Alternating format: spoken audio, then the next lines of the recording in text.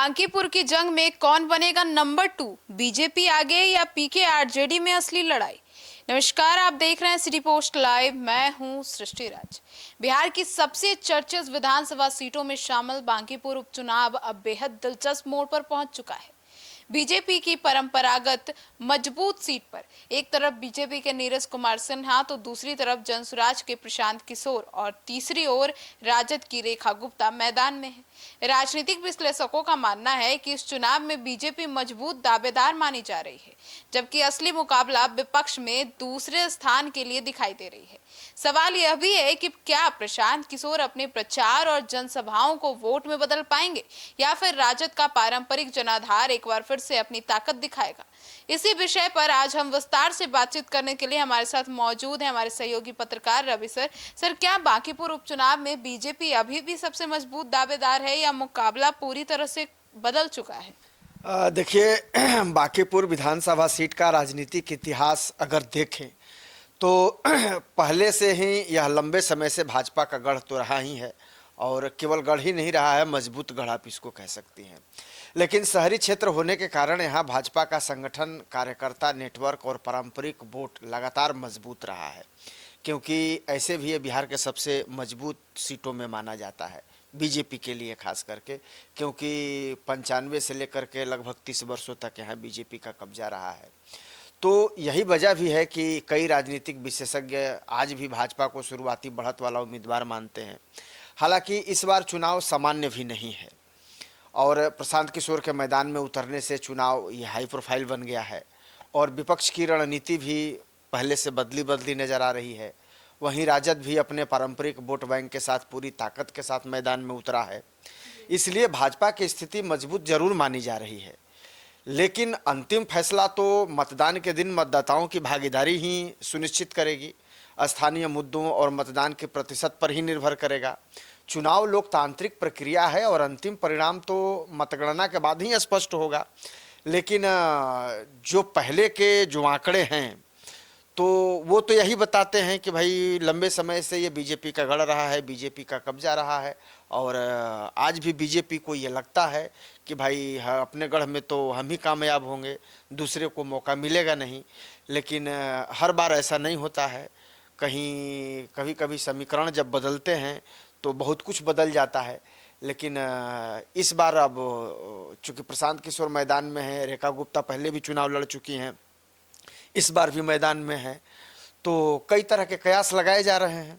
Sir, तो क्या प्रशांत किशोर की सभाओं में उमड़ रही भीड़ वोट में बदल पाएगी? देखिए, चुनावी राजनीति में भीड़ और वोट के बीच हमेशा सीधा संबंध नहीं होता है।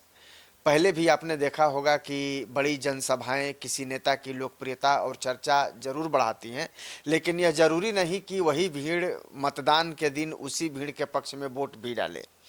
हालांकि चुनाव में संगठन, बूथ प्रबंधन, कार्यकर्ताओं की सक्रियता और मतदाताओं का जो एक लगातार पहुंच जो होती है उतनी ही महत्वपूर्ण होती है। प्रशांत किशोर की रणनीति नए मतदाताओं, युवाओं और पारंपरिक दलों से नाराज लोगों को जोड़ने की बताई जा रही है। यदि वे इन वर्गों को मतदान केंद्र तक ला पाने में सफल हो पाते हैं तो इसका असर तो जरूर दिख सकता है। दूसरी ओर उनके सामान्य चुनौती यह भी है कि उन्हें ऐसे मतदाताओं को अपने पक्ष में करना होगा जो वर्षों से किसी खास दल से जुड़े हुए हैं, किसी और दल के साथ चल रहे हैं। इसलिए केवल प्रचार नहीं बल्कि मतदान के दिन वास्तविक वोट प्रतिशत ही उनकी राजनीतिक ताकत का सही आकलन करेगा। तो अब तो जिस दिन वोटिंग होगा उस दिन बूथों पर नज़र रहेगी कि कितने लोग वहां पहुंच रहे हैं और किसके समर्थक कितनी संख्या में पहुंच रहे हैं, इससे भी कुछ अंदाज़ा लग जाएगा। लेकिन अंतिम परिणाम तो परिणाम के बाद ही आएगा, चुनाव परिणाम के बाद ही आएगा।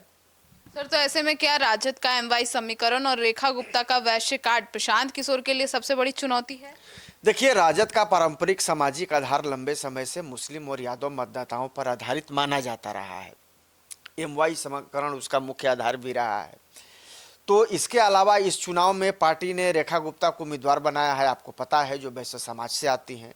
यदि राजद अपने पारंपरिक समर्थकों को एकजुट रखने के साथ साथ वैश्य समाज के कुछ मतदाताओं को भी आकर्षित करने में सफल होता है तो विपक्ष के भीतर उसकी स्थिति मजबूत हो सकती है। लेकिन अगर आप दूसरी ओर देखें तो प्रशांत किशोर की पार्टी अपेक्षाकृत नई है और उसका संगठनात्मक ढांचा अभी विस्तार के दौर में है। ऐसे में उन्हें नए वोटरों को जोड़ने के साथ साथ पारंपरिक वोट बैंक में भी सेंध लगाने की चुनौती का सामना करना पड़ सकता है। हालांकि चुनाव में मतदाता कई स्थानीय और व्यक्तिगत कारणों से भी मतदान करते हैं, इसलिए वास्तविक तस्वीर क्या होगी ये तो मतदान के बाद ही सामने आएगी, क्योंकि मतदाता हैं वो असली मालिक होते हैं। वो कब क्या गेम कर देंगे ये कोई नहीं जानता है। तो असली पावर तो वोटर्स के हाथ में है और उन्हीं को अपना पावर दिखाना है। तो अब जब चुनाव होगा और जब परिणाम आएंगे तब तस्वीरें साफ हो जाएंगी, उसके पहले तो केवल कयासीन लगाए जा सकते हैं। सर, तो ऐसे में क्या अब ये जो चुनाव प्रचार बनाम जनाधार की लड़ाई बन चुका है ये चुनाव? बिल्कुल, देखिए कई राजनीतिक विशेषज्ञ इस चुनाव को प्रचार और संगठनात्मक जनाधार के बीच मुकाबले के रूप में जरूर देख रहे हैं। एक ओर प्रशांत किशोर आधुनिक चुनावी रणनीति, सोशल मीडिया, छोटी जनसभाओं और प्रत्यक्ष संवाद के जरिए मतदाताओं तक पहुंचने की कोशिश लगातार कर रहे हैं। दूसरी ओर भाजपा और राजद जैसे दल वर्षों से अपने अपने संगठन, बूथ स्तर के कार्यकर्ताओं और पारंपरिक समर्थकों के भरोसे चुनाव लड़ रहे हैं। आधुनिक चुनाव प्रचार में आप देखिए कि डिजिटल प्रचार की भूमिका निश्चित रूप से बहुत ज़्यादा बढ़ी है, उसका भी सहारा लिया जा रहा है। लेकिन अंततः चुनाव का परिणाम जमीनी संगठन, मतदाता संपर्क और मतदान के दिन की रणनीति पर ही निर्भर करता है। इसलिए कि यह चुनाव इस बात की भी परीक्षा होगी कि क्या नई राजनीतिक शैली पारंपरिक संगठनात्मक ताकत को चुनौती दे सकती है या फिर से पुराने दलों को मजबूत नेटवर्क एक बार फिर से निर्णायक साबित होगा। तो दोनों चीज़ें हैं। कुछ लोगों को ये भरोसा है कि भाई नहीं, हम मतदाताओं के दिल में अपनी जगह बना लेंगे और मतदाता हमारे साथ आएंगे। कुछ लोगों को लगता है कि नहीं भाई, ये मतदाता तो बांकीपुर के पहले से ही हमारे हैं, उनके दिलों में तो हमारी जगह बनी हुई है, तो ये कहाँ जाएंगे। और कुछ लोगों को लगता है कि भाई नहीं, पिछली लड़ाई में तो हम दूसरे नंबर पे थे, अगर आरजेडी की बात करें तो अगर थोड़ी सी मेहनत कर दिए तो हो सकता है कि नंबर 1 भी आ जाए। लेकिन वास्तविक लड़ाई तो नंबर 2 की ही है।